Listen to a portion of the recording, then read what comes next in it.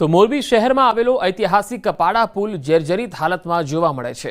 મોરબી 1 અને મોરબી 2 વિસ્તારને જોડતો એકમાત્ર આ બ્રિજ શહેરની મધ્યમાં આવેલો છે। પાડા પુલની બાજુમાં વર્ષ 2004માં નવો મયુર પુલ બનાવવામાં આવ્યો હતો। હાલમાં બંને પુલ પરથી વન વે વાહનો પસાર થાય છે। ઝૂલતા પુલથી આશરે 500 મીટર દૂર આવેલ પાડા પુલ જર્જરિત હાલતમાં હોય ગમે ત્યારે આ ફરી ઝૂલતા પુલ જેવી દુર્ઘટના બને તેવી શક્યતા છે। બ્રિજના લોખંડના સળિયા પણ બહાર દેખાઈ રહ્યા છે। વહેલી તકે બ્રિજનું સમારકામ કરવા સ્થાનિકોએ માંગણી કરી છે। મચ્છુ જળ હોનારત સમયે આ પુલ તૂટી ગયો હતો, જે બાદ તેને રિપેર કરાયો। પુલને લઈ જિલ્લા કલેક્ટરે જણાવ્યું છે કે જિલ્લાના તમામ બ્રિજ ચેક કરી આવા જર્જરિત બ્રિજનો 48 કલાકમાં રિપોર્ટ આપવા સૂચના આપી છે। પાડા પુલ છે એને કોઈ પણ જાતનું કામગીરી કરવામાં આવી નથી, તો માણસો મરશે પછી આ પુલ રિપેર કરવામાં આવશે એવું મારું કહેવાનું થાય છે। હા, આ પુલ ઉપરથી અમે રોજ અવારનવાર 5 વાર દીમાં નીકળી છીએ। હવે નીકળવામાં અમને બીક લાગે છે કે કેમ કે ગમે ત્યારે આ પુલની દુર્ઘટના બને એવી છે। હોનારત વખતે આ પુલ બનાવેલો છે। મોતના રાહ જોવે છે ત્યારે આશ્વાસન દેવા આવે, સિવિલ હોસ્પિટલમાં જાય, પગે લાગે આ દર્દીઓને કે હિંમત રાખો। શું હિંમત રાખે તમે? પેલા પુલ તો તમે રિપેર કરાવો। આ તમે જોઈ શકો છો ગાબડા પડેની છે। એક્ઝિક્યુટિવ એન્જિનિયર અને સુપ્રિન્ટેન્ડિંગ એન્જિનિયરને સૂચના આપી દીધી છે અને એમને કહ્યું છે કે મને 48 કલાકમાં મોરબીના આવા કોઈ પણ જો આપણી જે મિલકત હોય અને આ રીતે જર્જરિત થયેલી હોય તો મારું ધ્યાન દોરો, તમે રાજ્ય સરકારનું ધ્યાન દોરી અને એમાં આગળનું જો પણ કંઈ કરવાનું કામ હશે તો તાત્કાલિક કરાવો। વડોદરા નજીક જે ગંભીરા પુલની એક હાલત જે જોવા મળી છે, અનેક લોકોના મોત થાય છે। દ્રશ્યો તમે જોઈ રહ્યા છો। મોરબીનો ઐતિહાસિક જે પુલ છે, જે પાડા પુલ, તેની જે દ્રશ્યો તમે જોઈ રહ્યા છો કે મોરબીના જે પુલની જે દશા અત્યંત જર્જરિત છે। કેટલા વર્ષોથી આ પુલને ફક્ત સમારકામ કરી અને ચલાવવામાં આવી રહ્યો છે। આ એ જ પુલ છે કે જે રાજા રજવાડા વખતથી પણ અહીંયા વાહન ચાલકો તેના પર ચાલતા હતા અને બાદમાં બાજુમાં નવો મયુર પુલ બનાવવામાં આવ્યો। તો સામેની સાઈડ જેને વાત કરવા જઈએ કે 30/10 રોજ જે ઘટના બની હતી, 2022 રોજ જે ઘટનાની વાત કરવા જઈએ તો સામે ઝૂલતા પુલની જે કહી શકાય કે સાઇટ છે, ઝૂલતા પુલ કે એ જ જગ્યા, એ જ ઝૂલતા પુલ જેણે 135 લોકોના જીવ જે કહી શકાય કે લીધા તે એ ઝૂલતા પુલની છે ને એની સામે જ આવેલો મયુર પુલ છે તે પણ તમે જોઈ રહ્યા છો કેટલો જર્જરિત હાલતમાં છે। મયુર પુલના જે કહી શકાય કે જે બીંબ છે, કોલમ છે, તમામ જર્જરિત હાલતમાં છે। સળિયા દેખાય છે।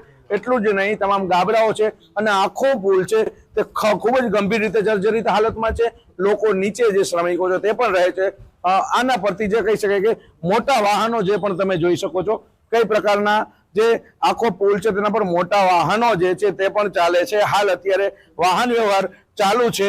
તમામ વાહન વ્યવહાર જે આવક જે મોરબી શહેરમાંથી સામાકાંઠા વિસ્તાર તરફ જાય છે તે આવકનો રસ્તો છે, ત્યારે આ પુલ ગમે ત્યારે હાલ ઘટના ઘટે તેવી શક્યતાઓ સેવાઈ રહી છે। કારણ કે તમામ જે વર્ષો જૂનો જે પુલ છે કે જે આઝાદી પછી બનાવવામાં આવ્યો હતો, તે પછી તેમાં કોઈ પણ પ્રકારે સારું કોઈ એવું સમારકામ કરવામાં નથી આવ્યું, બીમકોલમ ઉભા કરવામાં નથી આવ્યા, ત્યારે આ પુલ છે તે જર્જરિત હાલત ક્યારે ગંભીર અકસ્માત થાય તેની તકેદારી હાલ સુધી તંત્રએ લીધી નથી, કોઈ પણ નેતાઓએ લીધી નથી, કોઈ પણ અધિકારીઓએ લીધી નથી।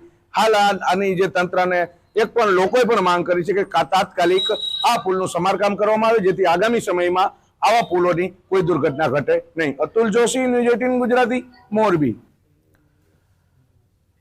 હવે વાત નર્મદાની। નર્મદા જિલ્લાના દેડિયાપાડાથી મોવી જવાના માર્ગ પર યાલ ગામ આવેલું છે, જ્યાં પુલ તૂટી પડ્યો હતો અને લોકો જીવના જોખમે નદી પાર કરી રહ્યા હતા, જેથી લોકોને હાલાકી પડી હતી। આ અંગે ન્યૂઝ 18 ગુજરાતીએ અહેવાલ રજૂ કર્યો, જેની અસર જોવા મળી। નેતાઓ અને તંત્ર દ્વારા આ પુલની કામગીરી કરાઈ, જેથી નાના વાહનો માટે આ પુલ ચાલુ કરાયો, જેથી નાના વાહન ચાલકોમાં ખુશીની લાગણી જોવા મળી। આ પુલ અત્યાર સુધીમાં 3 વખત વરસાદી પાણીમાં તૂટ્યો છે। મહારાષ્ટ્ર તરફથી આવતા વાહનો રાજપીપળા તરફ જવા માટે આ માર્ગનો ઉપયોગ કરે છે। આ માર્ગ પરથી રોજના 2 થી 3 હજાર જેટલા વાહનો અવરજવર કરે છે। ફરી આ પુલ તૂટતા ભારદારી વાહનો માટે બંધ કરી દેવાયો, જેના કારણે વાહનોને નેત્રંગના રસ્તે ડાયવર્ટ કરવામાં આવતા 30 કિલોમીટરનો ફેરાવો વધી ગયો। જોકે હાલ પૂરતી કામગીરી કરી નાના વાહનો માટે પુલ શરૂ કરાયો છે। 35 કિલોમીટર ફરીને જવું તો જવાની હતું, તે પણ અત્યારે પુલ બની ગયો છે એટલે હવે પુલ પરથી પસાર થઈએ છીએ। છોકરા પણ સારી રીતના નિશાળે જાય છે, વાહન અવરનવર જાય છે। વરસાદના કારણે જ્યારે આ બ્રિજ તૂટ્યો ત્યારબાદ અનેક લોકોની રજૂઆત આવી, વિદ્યાર્થીઓની રજૂઆત આવી, જે કર્મચારીઓ છે જે અપડાઉન કરે છે એમની રજૂઆત આવી. માન્ય સાંસદશ્રી દ્વારા અને બાકીના જિલ્લા પંચાયત સદસ્યોને બધા જ લોકોએ સરકારશ્રીનું ધ્યાન દોર્યું હતું. અમે પણ સરકારશ્રીમાં રજૂઆત કરી હતી અને જેને ધ્યાનમાં રાખીને સરકારે સંવેદનતાપૂર્વક તાત્કાલિક ધોરણે આ બ્રિજ તૈયાર કર્યો અને નવા બ્રિજનું કામ પણ દિવાળી પછી તાબડતોડ ચાલુ થશે. નર્મદા જિલ્લામાં પ્રથમ વરસાદે જે યાલમોઈ બ્રિજ છે એ બ્રિજ પ્રથમ વરસાદે ધોવાણ થઈ ચૂક્યો હતો અને આ ધોવાણ થતાં લગભગ મહારાષ્ટ્ર સાગબારા દેડિયાપાડા અને મહારાષ્ટ્રને જોડતો આ બ્રિજ હતો.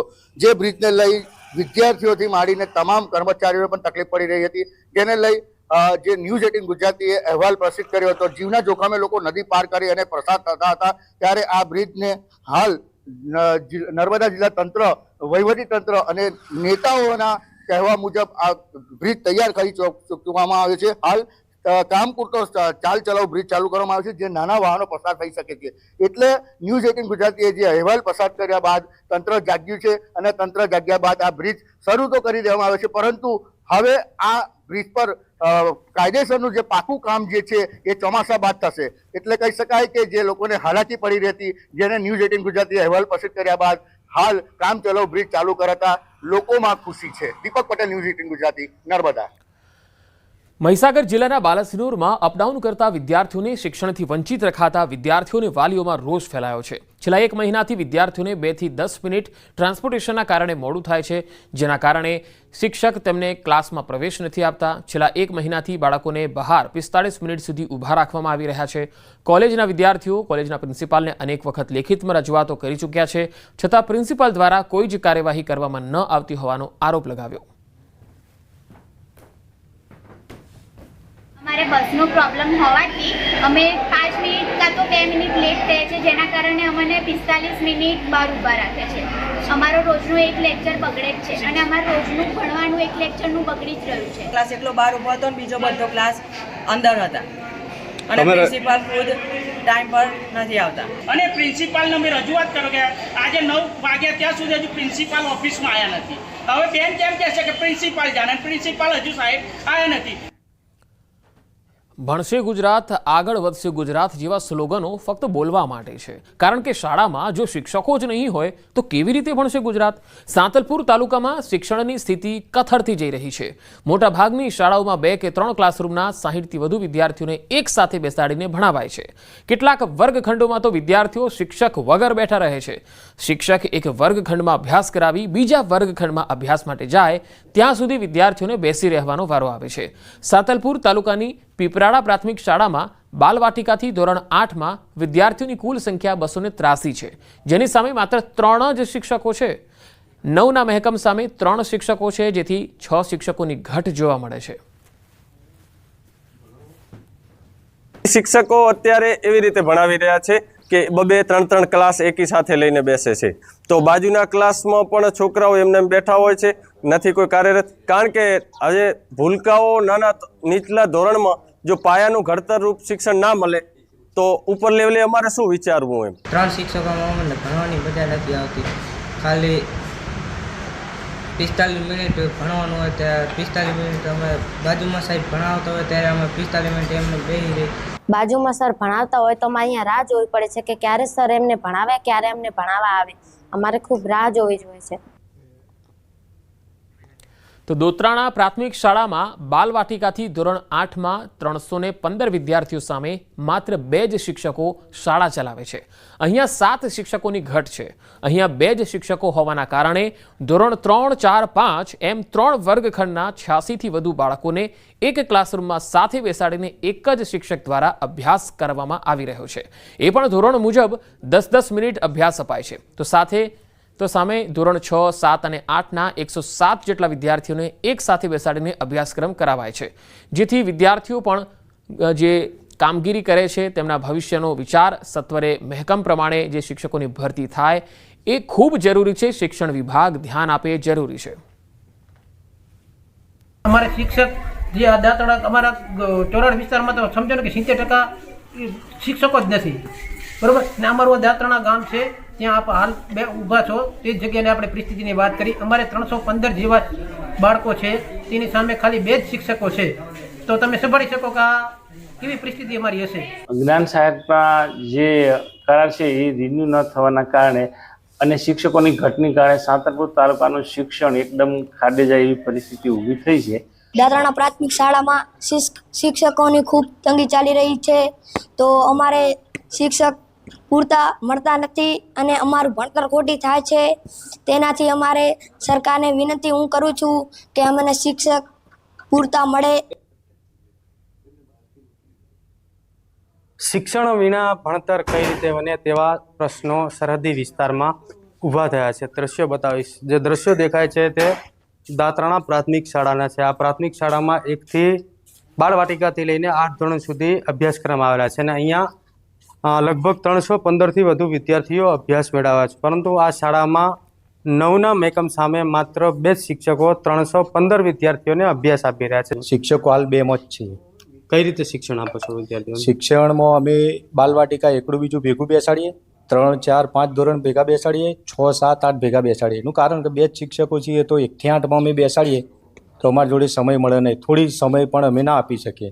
એટલે સમવાયની રીતે અમે થોડો સમય 3જા ધોરણમાં 10 મિનિટ આપીએ, 10-15, 4થા ધોરણમાં 10-15 મિનિટ, 5મા ધોરણમાં ત્યાં સુધી પહેલાં રિવિઝન કરતા હોય અથવા તો એમનું કોઈ ગૃહ કાર્ય લેસન કરતા હોય. અભ્યાસક્રમ તો અમારે તો પૂરતો આપવો હોય પણ અમે અભ્યાસક્રમ પૂરતો ચલાવી જ શકતા નહીં. અમારી જોડે સમય એવો નહીં મળતો કે પૂરતો ન્યાય આપી શકીએ. અમે સવારે 2 શિક્ષકો બાલવાટિકાથી 8મા ધોરણ સુધી હાજરી પૂરવામાં, એ પછી ઓનલાઈન કરવામાં, મધ્યાહન ભોજન કરવામાં, એ ઓનલાઈન કરવામાં અમારે 1 કલાકનો સમય બગડે. આ વિસ્તારમાં શિક્ષણની સ્થિતિ વધુ કથળતી જોવા મળી છે. વાલીઓ એક જ માંગ કરી રહ્યા છે કે પાયાનું શિક્ષણ જ જો અમારા બાળકોને નહીં મળે તો ઉચ્ચ શિક્ષણ અમારા બાળકો કઈ રીતે મેળવશે તે પ્રશ્ન વાલીઓ અને વિદ્યાર્થીઓ બંનેને મૂંઝી રહ્યો છે. અશરફ ખાન, ન્યૂઝ 18, પાટણ.